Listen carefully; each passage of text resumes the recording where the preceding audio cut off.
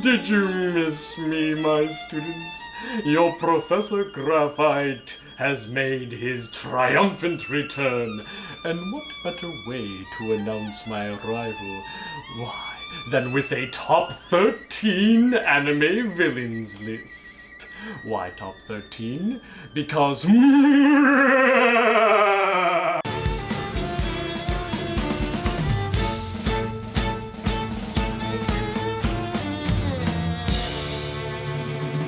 now I warn you, my students, some of what I may talk about with some of these villains may contain spoilers.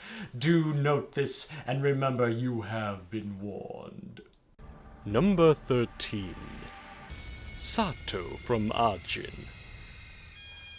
It's the simple things in life.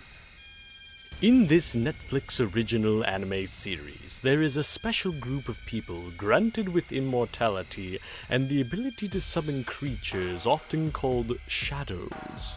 One of these immortals, known as Sato, makes the most of his gifts by making a grand game of it all. While he plays up the sympathy card for the media, the reality is that he's just having a barrel of laughs on his quest to take over Japan. He sees life as just a video game that he can endlessly respawn in and takes full advantage of it. While he is all manners of cunning and cruel, honestly, what puts him on the list is just how much of a joy it is to watch him work.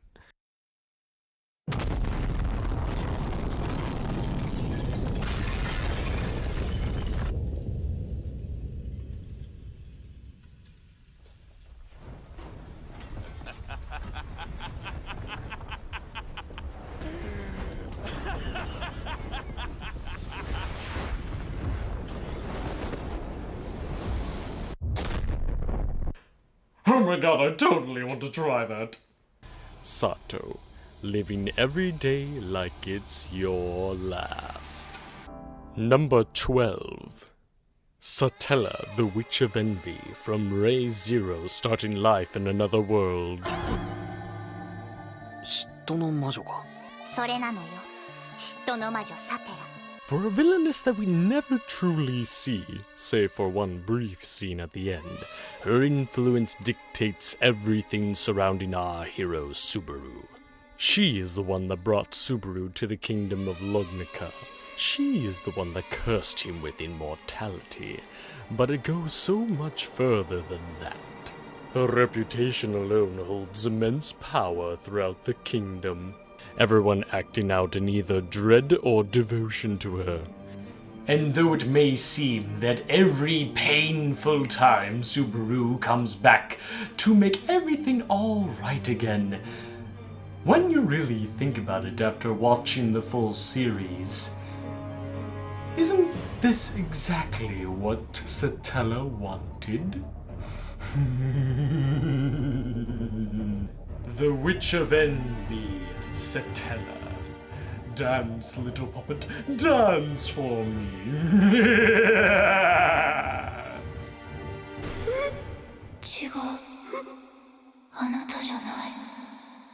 Number 11. Edmondante, aka the Count of Monte Cristo, from Gongetsuo, the Count of Monte Cristo. Based on the classic literary novel of the ultimate revenge, Edmondante was a young man who had everything he ever wanted. Wealth, prestige, and the love of the most beautiful woman in his village. However, after his jealous friends and associates frame him for a crime he didn't commit and strip him of everything he ever had, Edmondante makes a deal with the devil, so to speak, and vows his revenge. And I, for one, should know that if you're doing a revenge on someone, always kill them before they can kill you. Remember that, my students. Don't make the same mistake that I did. Because, my students, it wouldn't be nearly sweet enough to merely kill his former companions. Oh no. Edmond Dante wants them to suffer just as much, if not even more than he already had, whether it be destroying their financial stability, targeting their loved ones and family members, or simply just messing with them mentally, the whole while before he finally enacts the sweet, sweet final blow. And as the saying goes, revenge is a dish best served cold.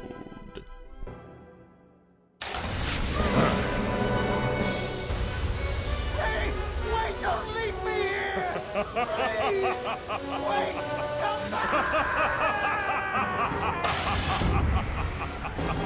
Number 10. Seiji Nomi from Excel World.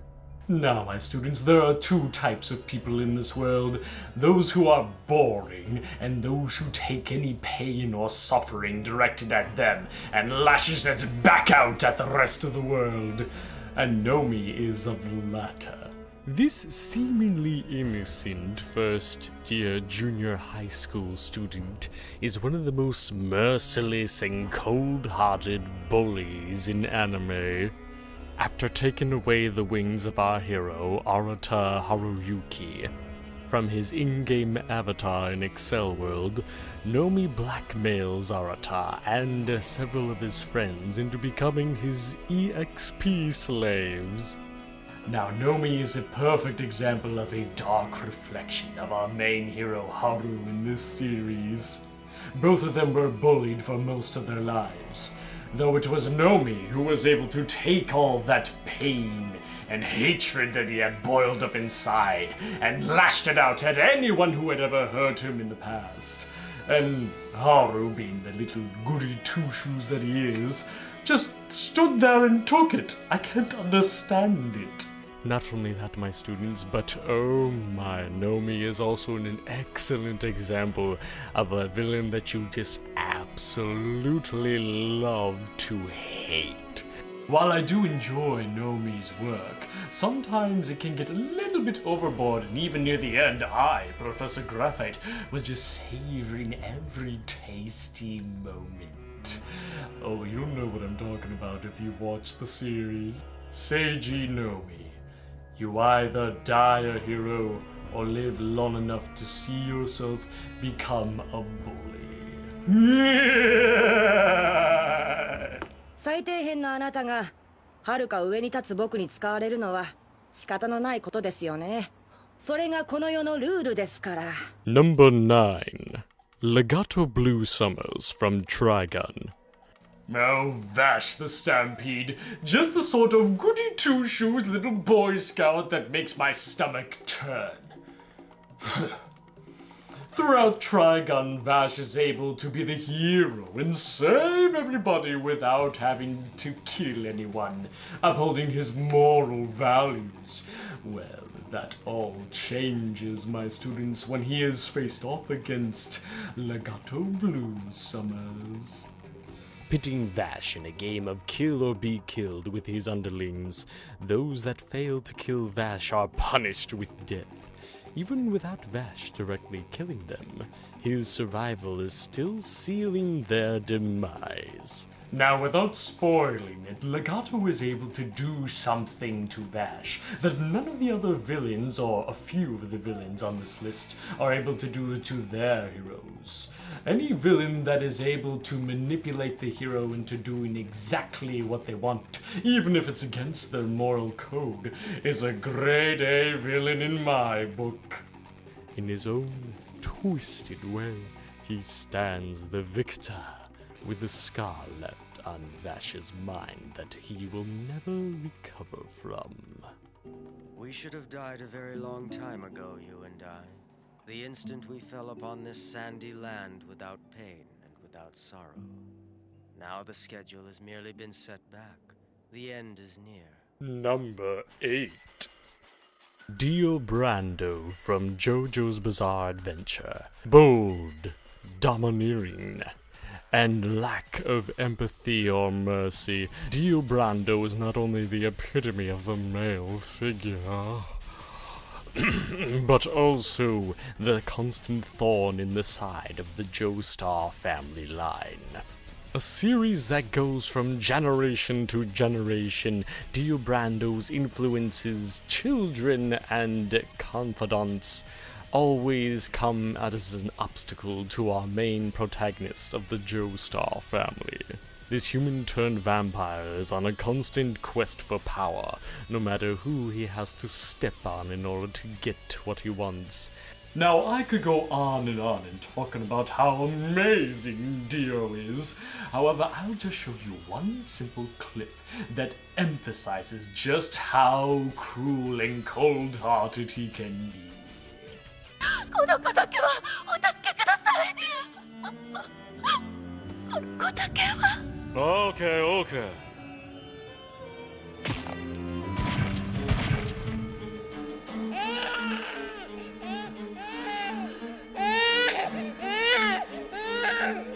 私の赤ちゃん。言った通り、我々は手をかけん。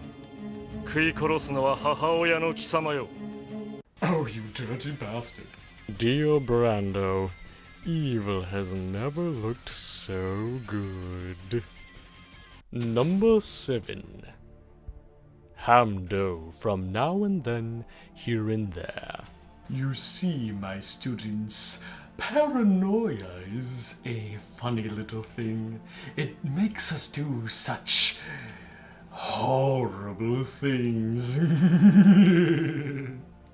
Hamdao is the commander of a massive fortress that is completely run on child labor. Not only that, but he also uses the children in his quote-unquote war against the enemy. What this enemy is, we never really know or see or even know if there even is an enemy in this barren wasteland of a world we're in. But all that matters is that Hamdo believes that there is an enemy, and he will stop at nothing to get what he wants. From kidnapping two child soldiers to using said kidnapped children to relieve his weary soldiers.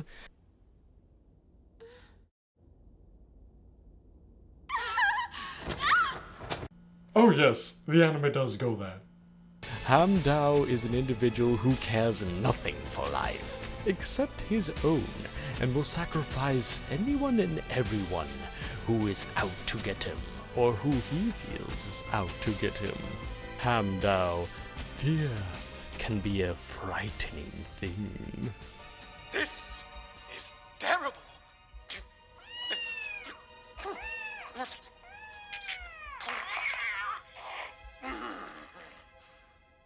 Zig Hamdao! Number 6. Yuno Gasai from the Future Diary. Now I know what some of you might be thinking. Yuno wasn't the villain of the series. She was one of the protagonists. Oh, really? Not only does Yuno have little empathy for anyone outside of her precious Yuki-kun. And let me tell you, girlfriend, if you get between her and her Yuki-kun, well, you just better step off. Or God help you. But even our hero Yuki isn't safe from Yuno's special blend of love. Yuno also single-handedly revitalized the yandere genre of girls back into the mainstream. Again, I'm not going to spoil everything about her, but let's just say by the end, Yuno goes full-on crazy bitch and practically alters the very fabric of reality. No other spoilers besides that. Please watch Future Diaries. I highly recommend it. Yuno Gasai. All in the name of love. 大丈夫。ユッキーはユノが守ってあげる。ユッキー。Number 5. Frieza from Dragon Ball Z. When it comes to pure power and domination, few can compare to this Emperor of Evil. By the time our heroes even learn about Frieza, he has already conquered entire solar systems, his name being the most dreaded in the cosmos. Every scene he appears in holds him as someone with the universe under his thumb. He carries himself with a regal yet terrifying demeanor, someone who could destroy an entire planet on a whim, and enjoy every second of it. He surrounds himself with monstrous soldiers who are all boundless devoted to him, for they all know to fear and respect the name of Frieza. It's been fun. You've given me a very bracing workout. Part of me might even shed a tear. Number 4. Hakumen no Mono from Ushio and Tora. Now, this being a top villain list, I had to add a demon in here somewhere.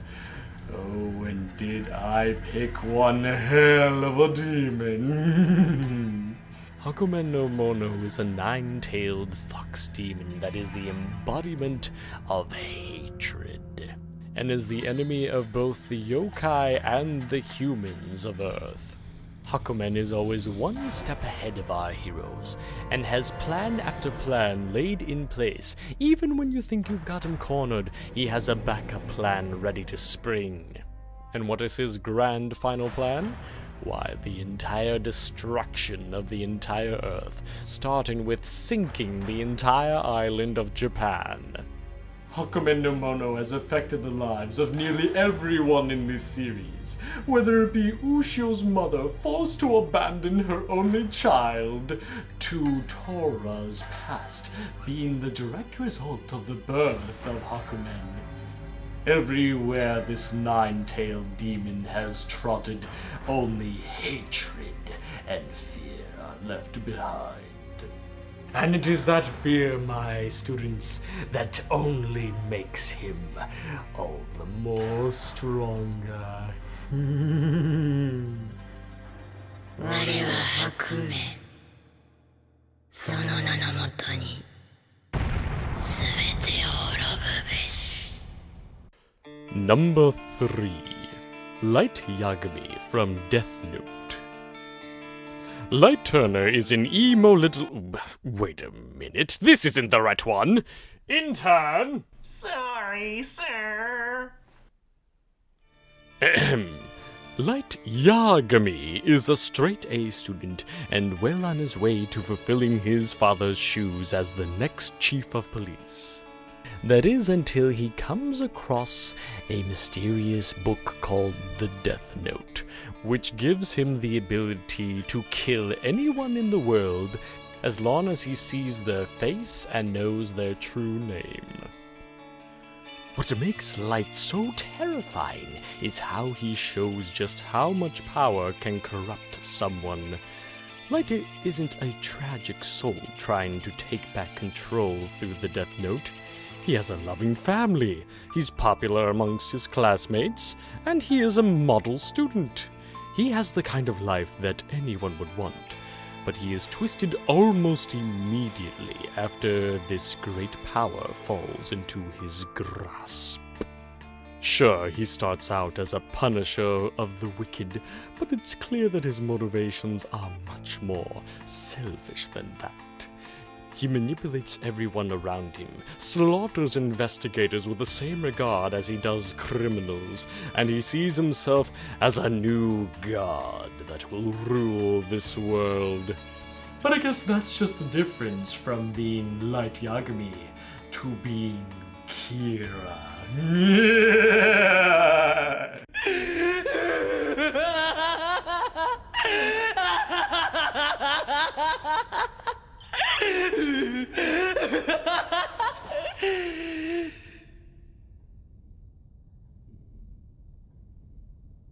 So da. 僕がキラだ。 Number 2. Johann Liebert from Monster. Dr. Kenzo Tenma had it all, up until he was given a difficult choice. Perform a life-saving operation on either a small child or a wealthy businessman like his directors at the hospital want. Tenma chose to focus on the child, leading to the businessman dying under the care of his less talented colleagues. Harassed by the board for his decision, Tenma loses everything: his position, his wealth, and even the love of his life. The good doctor vents his frustrations by talking to his unconscious patient, taking solace in the fact that he was at least able to save an innocent life. Aww. Cut to several years later, where Tenma reunites with the boy he saved, only to discover a nightmare. Johann Liebert, all grown up, is a master manipulator and an unrepentant killer. Rather than a cackling maniac, Johann is calm and soft-spoken at all times. His sheer detachment from the atrocities he commits makes him a horrifying creature to watch. More terrifying yet, he doesn't need any special power to cause destruction. He has no magical book that allows him to insta-kill anybody, no armies at his beck and call. He's just an ordinary man. But that's all he needs to be a monster. 僕はあの時死んでいたはずだったんだ。先生が僕を生き返らせてくれたんだ。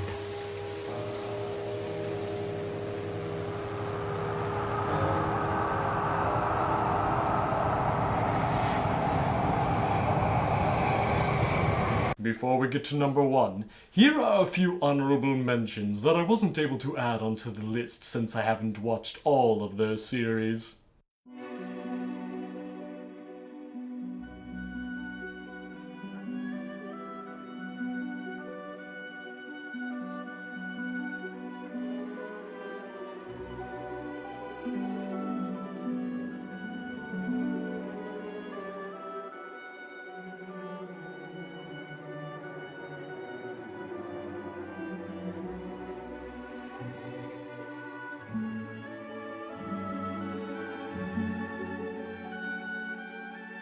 And my students, the number 1 anime villain is Drosselmeyer from Princess Tutu.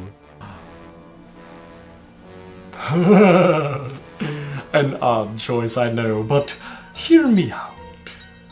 What do all of the villains I've listed have in common? Their ruthless ambitions, their crushing impact on the heroes, their devastating power? All of this, but something so much more. For millennia, mankind has crafted tales of some of the most deplorable monsters imaginable. But where do they all come from? Why, from the dark psyche of the human mind, the depths of the id, if you will.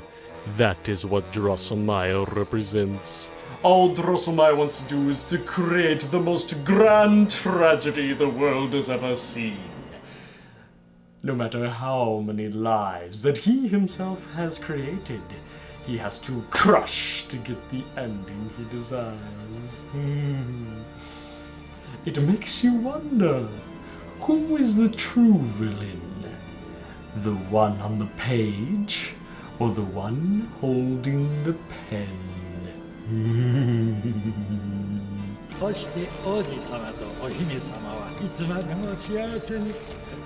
幸せだってお話の中の幸せなどせいぜいおしまいのほんの数行程度、事実につまらん。最高の悲劇を見せておくれ。誰一人として救われる永遠にハッピーエンドの訪れない最高の悲劇をね。おめでとう。 And that was my top 13 anime villains list. Amazing, I know. But if you disagree with my list, and why should you, please list down below who you think should be on this list and why. Oh, you're wondering? why I have this patch over my left eye. Well, are you sure you really want to know? It is not for the faint of heart. You see, it all started yesterday. I was doing my daily routine, sipping some tea, combing my hair, plotting MangaMan's demise, when I was putting on my makeup, and then out of the corner of my eye, I accidentally poked myself in the eye, and it hurts really, really bad. Okay, are you happy now? Thank you so much for watching. Please like, comment, and subscribe down below if you want to see more videos like this. It really helps out the channel, and I always love hearing what you have to say. Big shout out goes to Nick the NPC for helping me write the script for this review. I couldn't have done it without you, buddy. This was a long haul. Took me about a year to even complete. Thank you all for your support, and I'll see you next time, party peeps.